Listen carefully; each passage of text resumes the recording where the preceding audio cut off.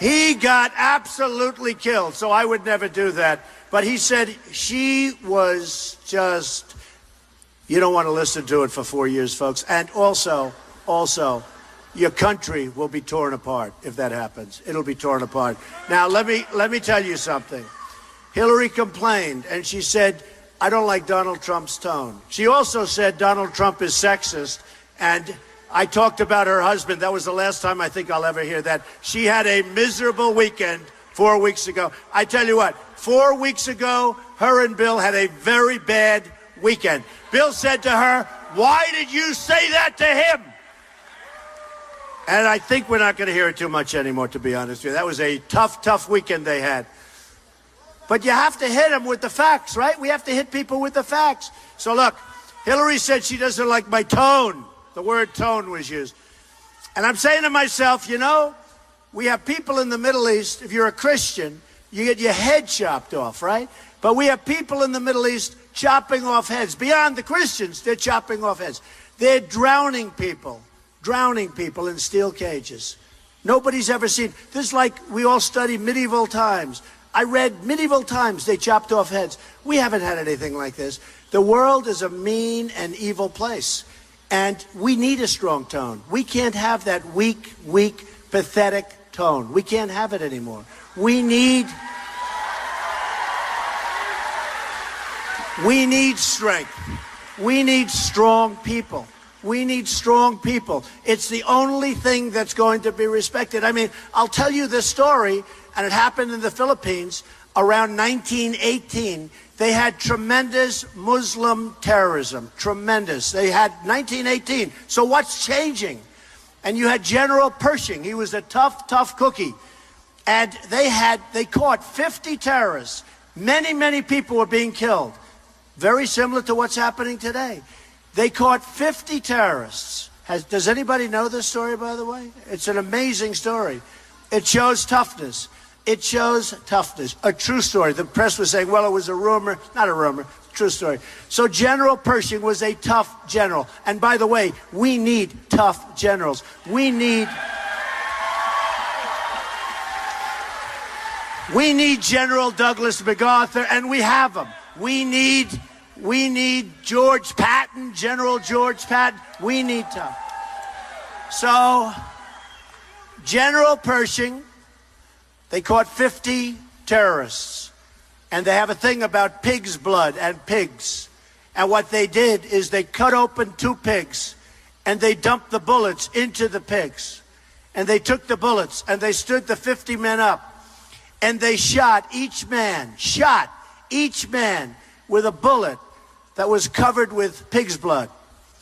But they didn't shoot the 50th person. They gave him his bullet. And they said, you go back and take this bullet back. Don't worry about it. Forget it. Let's do the end of the story and then we'll take care of it. They said, listen, everybody, listen. They said, you take this bullet to the 50th person. They killed 49 terrorists. They said, you take this bullet, you take it to your home, and you show and you explain what just happened. For 28 years, they had no terrorism. 28 years. We are going to have to get tough.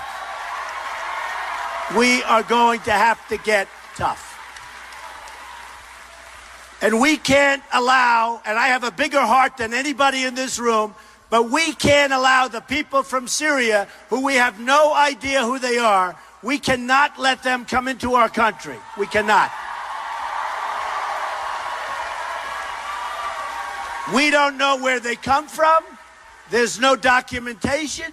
There's no paperwork. You saw what happened in Paris. You saw what happened in California.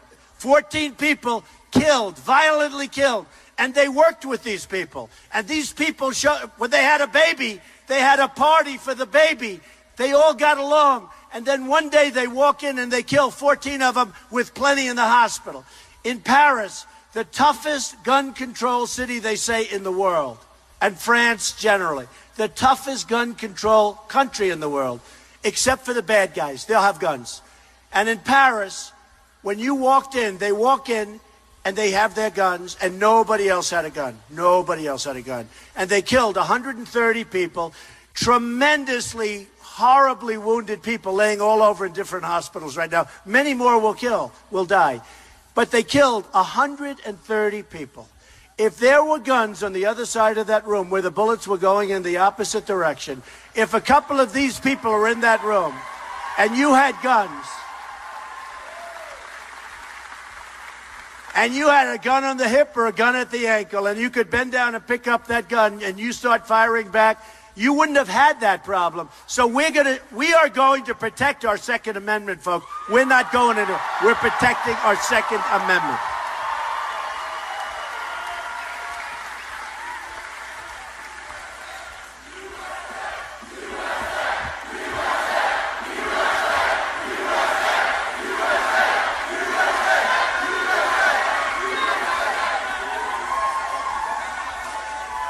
So look, we're not a country that wins anymore. We lose at everything.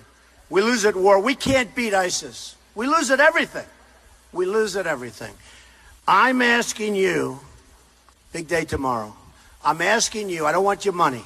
I don't need your money. I'm spending my own money. It's a lot of money too, by the way. You know, I used to get a kick out of saying I spent the least and I'm in first position. I still spend the least, but it's still a lot of money. I think I'm into it for $25 million. That's a lot, right? It's a lot. It's money. Not a big impact, but money. But wouldn't it be nice? Look, I told you education. We spend the most and we're at the bottom of the list worldwide. We spend the most per pupil, we're at the bottom of the list. Wouldn't it be nice if we could do it my way? I spent the least and I'm in a landslide, okay? We have a landslide. Wouldn't it be great? I have spent the least money and I have the best result by far. I mean, you listen to the CNN poll, we're up. I mean, we are up big league, 49 to 11 and to 12 and to whatever. So here's the story. Here's the story. We're going to do that with our country. We're going to do that with our country. One of the reasons I was chosen, the old post office, everybody bid on it. One of the reasons, I'll have to tell this to the lightweight senator on my right, that he's usually on my right. The reason I got it, in the Obama administration, I got the old post office. The most coveted property in the history of the GSA, they tell me. Now, everybody wanted it. Every hotel chain wanted it on Pennsylvania Avenue between the Capitol building and the White House. The reason I got it is, number one, I had a great financial statement. If you don't have a great financial statement, you can't get it. Because the GSA, very professional, they want to make sure it gets built. I had a great statement, and I had a great concept. And we're going to build, we're building right now. It's, by the way, 2 years ahead of schedule and under budget. Isn't that a nice sound? Nobody hears that. I'm sure the Democrats will be happy to hear that we're opening up in September of this year. Can you believe that? Right before the election. In fact, I joke. I say, hey, if I don't make it to the White House, I'm still going to live on Pennsylvania Avenue, right? Still. But one of the reasons I got it is because I have a tremendous statement. The other is because we have a great plan, and it's just going great. But I'm under budget. I'm ahead of schedule, way ahead of schedule. And a little under budget. And the only reason I'm a little is because I'm doing marble instead of terrazzo. Wait till you see this place. It'll be one of the great hotels of the world. But I'm under budget and ahead of schedule. Wouldn't it be nice if the United States was under budget and ahead of schedule when it does its infrastructure? Okay? Wouldn't it be nice if instead of Norway and Sweden and Denmark and China and these other places where they do have great schooling and they're the top 4 or 5, wouldn't it be nice if we could be there and spend a lot less money? I mean, wouldn't it be nice? We're going to do so many things. We're going to make our country so good again. We're going to make it just, it's going to be so, it's so exciting to me. It's so exciting. There are so many aspects. We don't bid out pharmaceuticals. We're going to save billions and billions and billions of dollars. The numbers are astronomical. So here's what we're going to do. You got to get out tomorrow and vote. I don't want anything from you except you got to vote. We have a movement going on. This isn't normal. Don't forget. Don't forget. You people got here really early, right? When did you get here? Like 8 hours ago or something? Yes. I know, because that happens all over. You people got here really early, and that's why you're here. 8 hours ago, 9 hours. I had it in New Hampshire.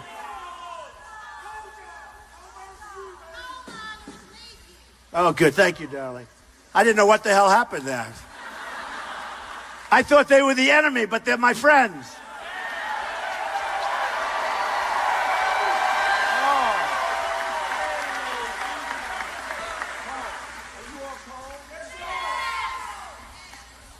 Coal is coming back. Clean coal is coming back.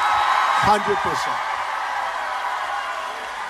Thank you. I'm so glad they said it. What this president and what the EPA has done to our energy and done to our coal industry is ridiculous. We sell coal. The coal mines are dying. But the only coal we give is coal to China. Do you think they clean the coal? Believe me, they don't.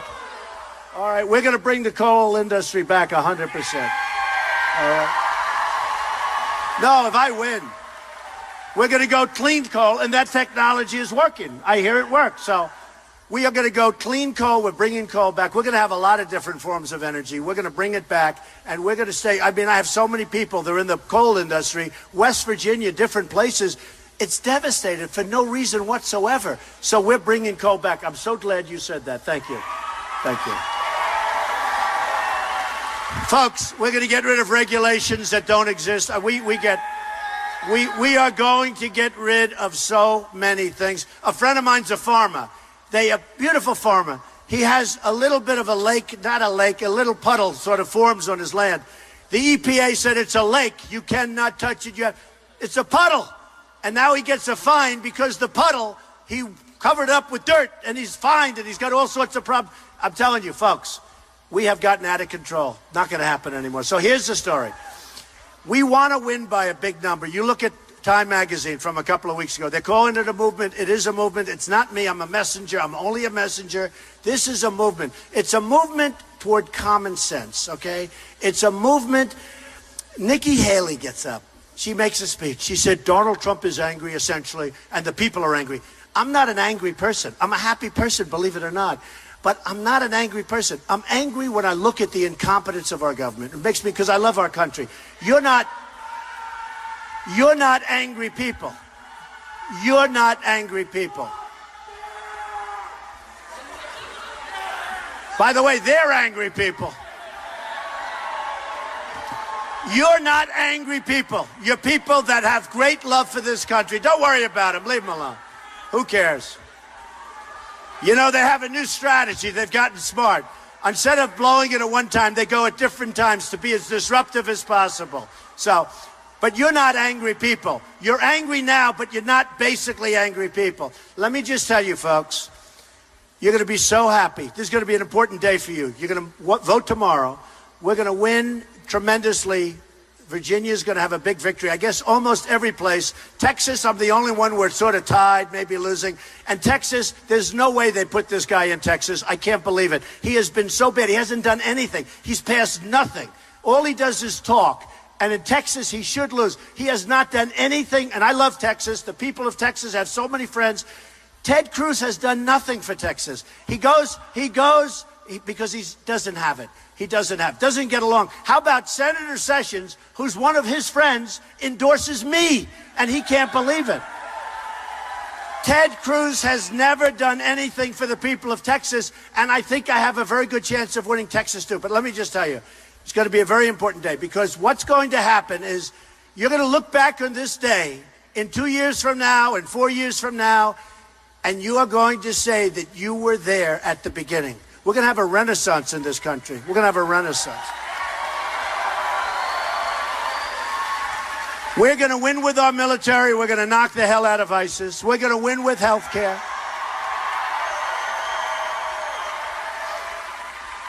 We're going to take care of our vets. We're going to take care of our vets. These are our great people.